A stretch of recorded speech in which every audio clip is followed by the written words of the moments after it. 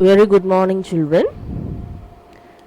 I welcome all of you to this video session where we are going to discuss about the first chapter in the statistics, Introduction to Statistics. And in our previous modules, we have discussed about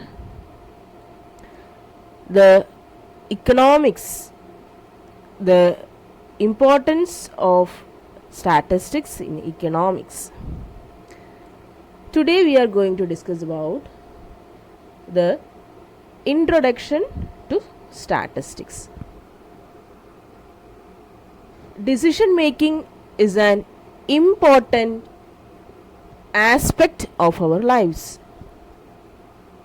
We make decisions based on the information we have. Statistical methods help us to examine the information, and the statistics can be used for making decisions rather than it is faced with uncertainties. It enables us to look at the information from a small collection of the people or items and make inferences about a larger collection of the people or terms. So, the statistics, we have to, in our day-to-day life, we have to take many decisions. So, statistics from the micro to the macro level, it helps to take the decisions in all aspects. Next, what is statistics?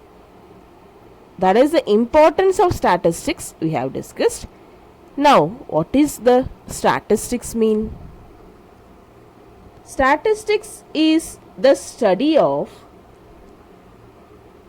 data, how to collect, organize and execute, and after that we will analyze it, and after the presentation of the data, and the last one is the interpretation of the data. So once again, let me explain. Statistics means it is the study of the data, how to collect it, how to organize it, how to analyze it, and the last one, how to present and interpret the data. So this is actually what is statistics, and it is through the various steps it is executed. The first one is the collection of the data. The second step is the organization of the data. Third one is the data presentation. And the last one is what we have to do. The presented data we have to analyze and interpret it. And next we will discuss about the variable and the types of data. The variable means, that is, we can see that the variables is a aspect which changes according to the time period, and the variables, it is of different types: discrete variable and the continuous variable. That is, variable, we can see that continuous variable and the discrete variables. Continuous variables, it is can assume an infinite number of values between any two specific values. They are obtained by measuring, and they often include fractions and decimals. So continuous variables means can assume an infinite number of values between any two specific values. So if we take two numbers 1 and 2, in between what are the values we can just expect? Yes, all fractional values, decimal values, integers, isn't it? All these we can take into account. That is continuous variables.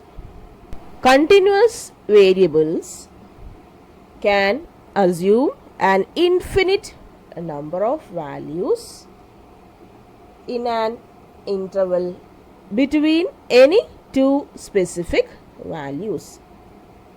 For example, temperature. Temperature means we know that it is also a variable. It always changes and it is not a stable value also. So the temperature, it changes according to the climatic conditions, and it also takes the different values. There is no specific value for that. It takes the different values also. And I told you about the variables, discrete and the continuous variables.